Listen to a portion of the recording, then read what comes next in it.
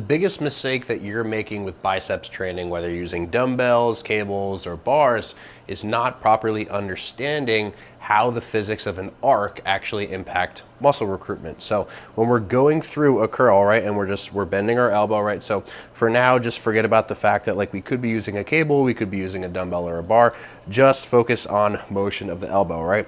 We see that if we focus on the hand, obviously the motion is actually occurring at the elbow here, but the hand is moving in different directions throughout different portions of this range. So in the bottom portion of this range, my hand is actually moving away from me, right? So from the bottom of the curl to about the middle of the curl, the predominating motion or the predominant motion is this away type motion. And a lot of people initiate a motion. This doesn't just apply to curls, but all sorts of motions. They'll initiate the motion, but then not understand how that direction of the motion will change specific to the arc that we're talking about. So again, as I go through the bottom of this curl, my hand is going to move away from me, but then somewhere towards the middle, it's going to start to move upward, right? And you might think, oh, well, that's obvious. But a lot of times people don't think about these things when they're going actually through the motions in terms of the internal cueing, in terms of their intent on where they're moving their hands. So I'm not really talking about just squeezing the muscles, squeezing the biceps. I'm talking about understanding where the hand is actually supposed to be directed. So again, the bottom of the motion is away, and then assuming the shoulder stays where it is, which we'll talk about in a second.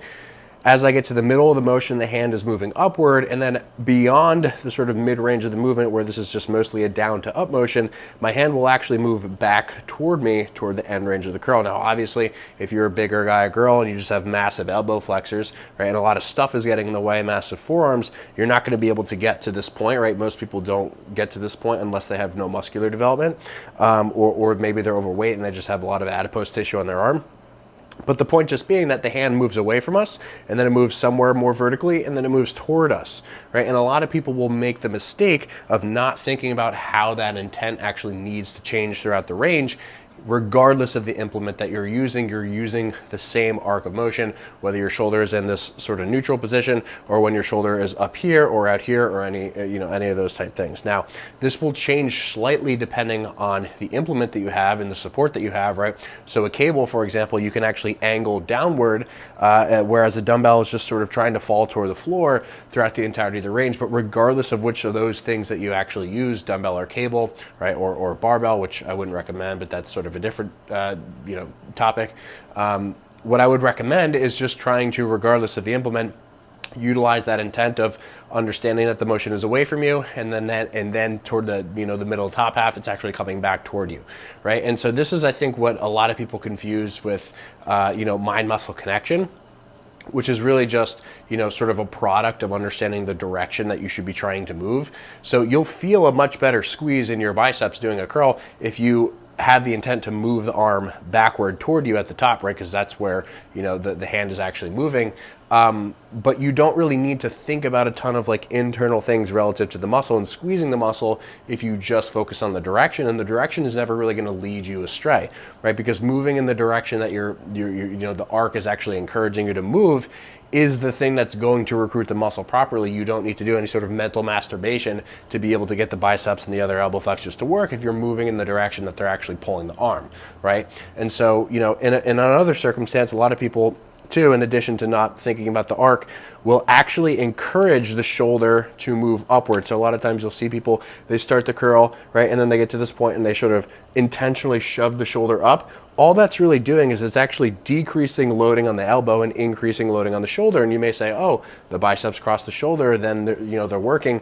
Yeah, they cross the shoulder, but they don't really move the shoulder in the same way that something like the front delt or the upper pec would, right? They move the shoulder in a way where they're actually just kind of squeezing the joint together.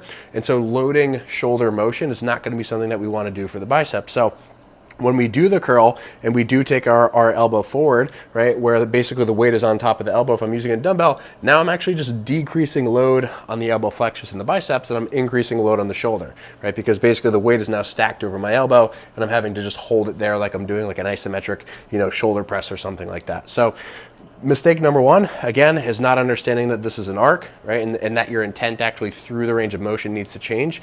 A lot of times what you'll see with people who have just no sense of internal cueing and direction, what they'll do is they'll curl, and because the arm is going forward and they're not thinking about moving back toward themselves, what will happen is assuming they're not doing it intentionally, what'll happen is as they get to this, sort of mid-range portion where the weight now starts to go up, is their shoulder will move forward because they're still thinking about that forward direction, or rather they're not really conscious of any direction. And so their body is just going to kind of essentially do what's going to allow the least amount of stress at the elbow to be experienced. But that's obviously not the goal with an elbow activity, right?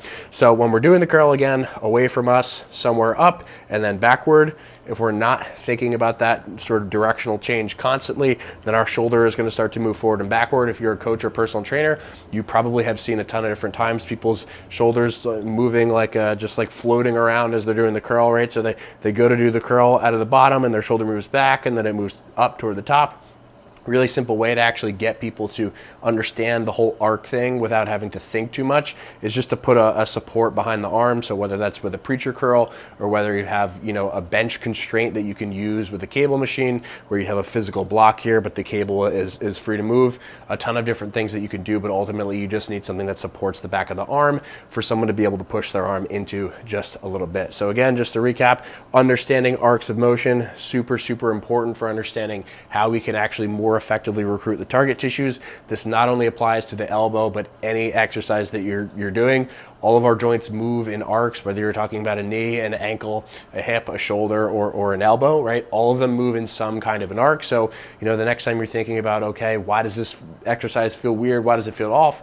Think about the cueing and the directional change throughout the range of motion, because odds are that you need to be a little bit more conscious of just where that arc is specific to the exercise and how that relates to the loading. So hopefully this was helpful just from a cueing standpoint. I think it'll really, really benefit a lot of you just from a mind-muscle connection standpoint and a control standpoint. And if you are a personal trainer or a coach, try this out with your clients. So rather than telling them to squeeze XYZ muscle, you just say, hey, toward the bottom, don't really think about it. It's kind of going to take care of itself. But toward the top, I want you to think about moving your hand back toward you when you're doing the curl instead of just continuing to think upward.